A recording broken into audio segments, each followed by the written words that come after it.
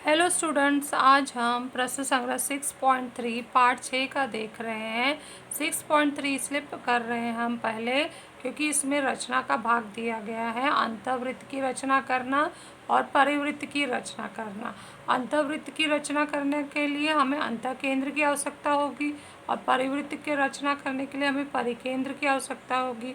और ये दोनों भी हमने पिछले वीडियो में सीख लिया है कैसे बनाना है, तो भी मैं दोहरा देती हूँ। अंतःकेंद्र प्राप्त करने के लिए हमें किन्हीं दो कोणों के समद्विभाजकों का संगम बिंदु ही अंतःकेंद्र कहलाता है। तो हमें किन्हीं दो कोणों का समद्विभाजक खींचना होगा। जैसे कि यहाँ पर जो सवाल दिया है, त्रिभुज के ABC के अंतःवृत्त की रचना करो जिसमें कोण B 100 अंश है, BC 6.4 सेमी है और कोण C 50 अंश है। तो हमें BC आधार लेना है और ये चेक करना है कि B और C का कोण दिया है कि नहीं। अगर दिया है तो हमारा त्रिभुज आसानी से बन सकता है।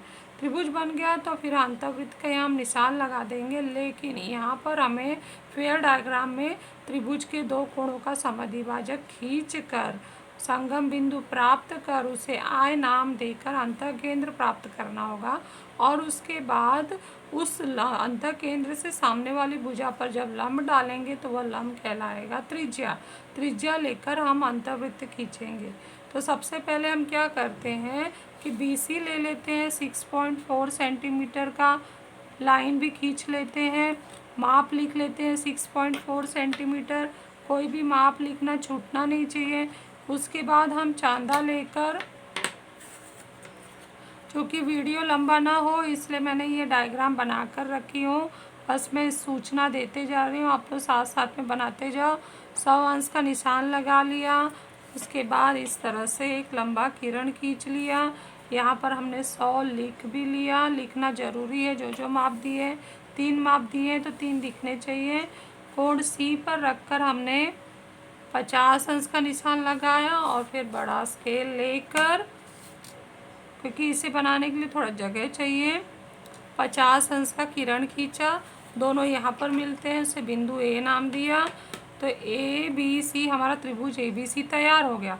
उसके बाद हमें क्या करना है, कोण C का समद्विभाजक खींचना है, कोण B का समद्विभाजक खींचना है। तो कोण C का समद्विभाजक खींचने के लिए हमें गोला प्रकार लेना है।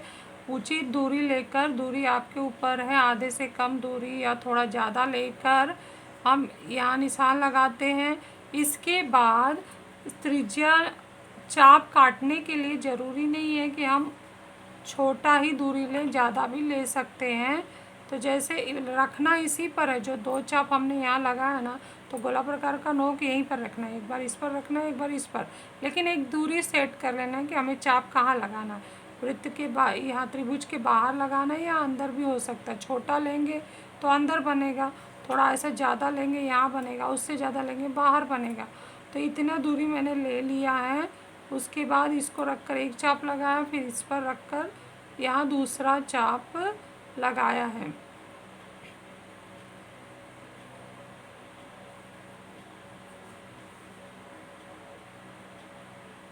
ये चाप का निशान है, डार्क कर दे रहे हैं दिखाई दे। इसके बाद हमने ये स्केल लेकर किसको मिलाना है, बिंदु C और ये जो चाप कटा है तो इसको मिला के कोण का समद्विभाजक तैयार करना है। ये कोण C का समद्विभाजक आ गया। उसी तरह से कोण B का समद्विभाजक खींचने के लिए हमें कुछ दूरी लेकर, ज़्यादा दूरी नहीं, आधे से कम दूरी लेकर ये चाप लगाएंगे, एक यहाँ पर और एक यहाँ चाप लगाए। अब दो चाप जो कटेंगे उसको बड़ा दूरी ले लेते हैं कि वो बाहर जाके कटे। तो इतना दूरी लेके एक चाप लगाए यहाँ पर, दूसरा दूरी लेकर उसको काट दिया है। जहाँ पे कटे हैं उन चापों के बिंदु कोण B से मिलाते हैं तो कोण B का समद्विभाजक रेडी हो गया। जहाँ ये दोनों समद्विभाजक मिलेंगे उसे बिंदु I नाम दिया। I नाम देने के बाद हमें I पर गोला प्रकार रखना है। I पर रखेंगे गोला प्रकार और थोड़ा अधिक दूरी लेकर एक इस तरह से चाप लगाएंगे। एक चाप यहाँ BC पर काटेंगे, अर्धगोल चाप लगाते हैं ऐसे गोल घुमा के चाप लगा दिया। फिर उसके बाद हम इसी पर रखकर एक दूरी सेट कर लेते हैं। इतना दूरी हमने सेट कर लिया, उस पर एक चाप लगाएंगे, फिर दूसरे पर रखकर उसको काटेंगे। इसके बाद हम मिलाएंगे किसको, ये चाप जो कटे हुए हैं और ये बिंदु आई से इसको मिलाएंगे। आई क्या है, हमारा अंतः केंद्र है। तो अंतः केंद्र और ये जो चाप बाहर कटा हुआ उससे जो बिंदु मिला देते हैं तो हमें जो चीज़ प्राप्त होता है, यहाँ नाम लिख देते हैं पी। तो हमें जो मिला है आई पी जो है हमारा लेंथ आई पी क्या है, अंतःवृत्त की त्रिज्या। तो ये हमारी आ गई अंतःवृत्त की त्रिज्या। तो कोई भी वृत्त बनाना है तो त्रिज्या की आवश्यकता होती है। तो ये आ गया हमारा केंद्र और ये त्रिज्या हमने नाप लिया और इसे गोल घुमाया के अंतःवृत्त तैयार कर दिया। ये अंतःवृत्त तीनों भुजाओं को अच्छे से स्पर्श कर रही हैं, न बाहर जा रही है न अंदर आ रही है, बराबर स्पर्श करते जा रही है, इसलिए यह अंतःवृत्त सही अंतःवृत्त बना है। बहुतों का बनाने में थोड़ा बहुत बिंदु अगर यहाँ से हिल जाता है, ठीक से नापते नहीं हैं या त्रिज्या की दूरी कम ज़्यादा कर देते हैं या लंब खींचने में कोई भी बिंदु कम ज़्यादा हो जाता है तो अंतःवृत्त कोई ना कोई भुजा स्पर्श नहीं कर पाता है। एक दो जगह करता है तो एक छोड़ देता है, एक जगह करता है तो दो छोड़ देता है। तो इसलिए अंतःवृत्त बनाते समय आप लोगों को ध्यान देना है, बहुत ज़्यादा ध्यान देना है और सफाई से बनाना है।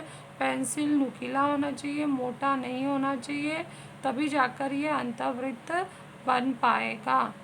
अब बच्चों इसके बाद हम नेक्स्ट देखते हैं क्वेश्चन 2, त्रिभुज PQR के परिवृत्त की रचना करना। परिवृत्त की रचना करना में बहुत ये परिवृत्त थोड़ा अंतःवृत्त से आसान होता है। परिवृत्त बनाने के लिए यहाँ पर आधार में हमें क्या दिया है, QR दिया है। तो इसका मतलब है हमें कोण Q और कोण R देंगे तो त्रिभुज आसानी से बन जाएगा। तो हम देखते हैं कोण R दिया है, कोण Q नहीं दिया है, कोण P दे दिया है। तो हम रफ में लिख लेते हैं कोण P 70 अंश, ये 50 अंश और ये आधार है। लेकिन ये हमें त्रिभुज बनाने के लिए हमें कोण Q चाहिए। तो स्पष्टीकरण में त्रिभुज PQR में तीनों कोणों के मापों का योगफल 180 अंश। तो जो दो कोण है 70 और 50 रख के कोण Q का मान निकाल लेते हैं। 180 में से 120 घटा दिया तो 60 अंश। कोण Q का मान आ गया 60 अंश। अब हम त्रिभुज कैसे बनाएंगे, कोई भी परिवृत्त बनाना है तो सबसे पहले हमें परिकेंद्र प्राप्त करना होता है।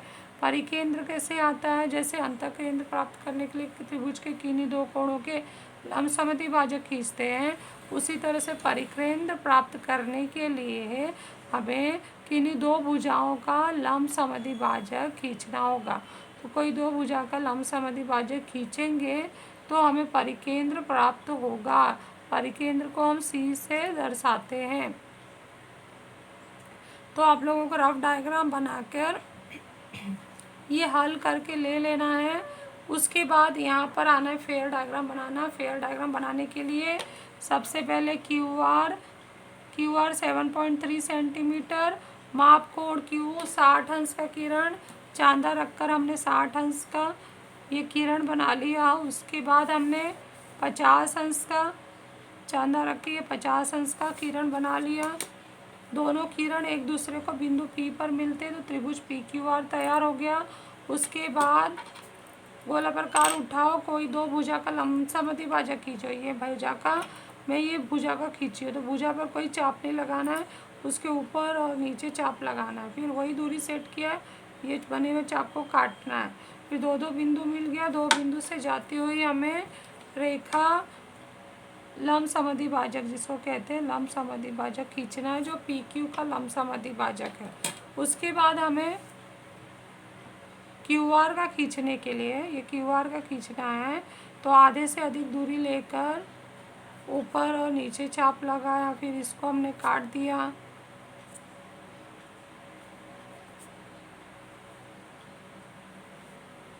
यहाँ पर भी काट दिया। फिर दोनों को स्केल लेकर मिलाते हैं, दोनों चाप के कटे हुए चाप के से बिंदु प्राप्त हुए उससे मिला दिया हमने। तो इस तरह से दो लंबसम भाजक एक दूसरे को जहाँ प्रतिच्छेदित कर रहे हैं उसे बिंदु सी नाम दिया, और सी को हमने किससे जोड़ दिया, सी पी से जोड़ दिया। ये बड़े वृत्त की त्रिज्या या परिवृत्त की त्रिज्या, परिवृत्त की त्रिज्या का अलग से कोई रचना नहीं करना पड़ता है। ये त्रिभुज के क्या, ये जो हमारा त्रिभुज के परिवृत्त का परिकेंद्र प्राप्त हुआ है, तो परिकेंद्र से हम किसी शीर्ष बिंदु को जोड़ देंगे आसानी से तो परित्रिज्या प्राप्त हो जाती है। परित्रिज्या प्राप्त करने के लिए कोई अलग से रचना नहीं करना होता है। तो हम गोला प्रकार उठाएंगे, हमें सी मिल चुका है, हमने दो भुजाओं का लंबसम द्विभाजक को प्रतिच्छेदित किया है। इस तरह से ये हमने शीर्ष बिंदु का नाप लिया और उसको मिलाकर इस तरह से घुमा कर लाएंगे। तो ये जो त्रिज्या है परित्रिज्या, परित्रिज्या से परिवृत्त का रचना हुआ। परिवृत्त बनाने के लिए हमें परिकेंद्र चाहिए और परित्रिज्या चाहिए, लेकिन यह परित्रिज्या की कोई रचना नहीं होती है। हमें सिर्फ गोला प्रकार यहाँ परिकेंद्र पर रखना है और वृत्त की त्रिज्या जो शीर्ष बिंदु है जहाँ से त्रिज्या स्टार्ट होता है वहाँ से ये लेकर दूरी लेकर परिवृत्त खींचना है। तो इस तरह से ये बच्चों हमने परिवृत्त का रचना किया। आप लोगों को सफाई से साफ सुथरा डायग्राम बना लेना है।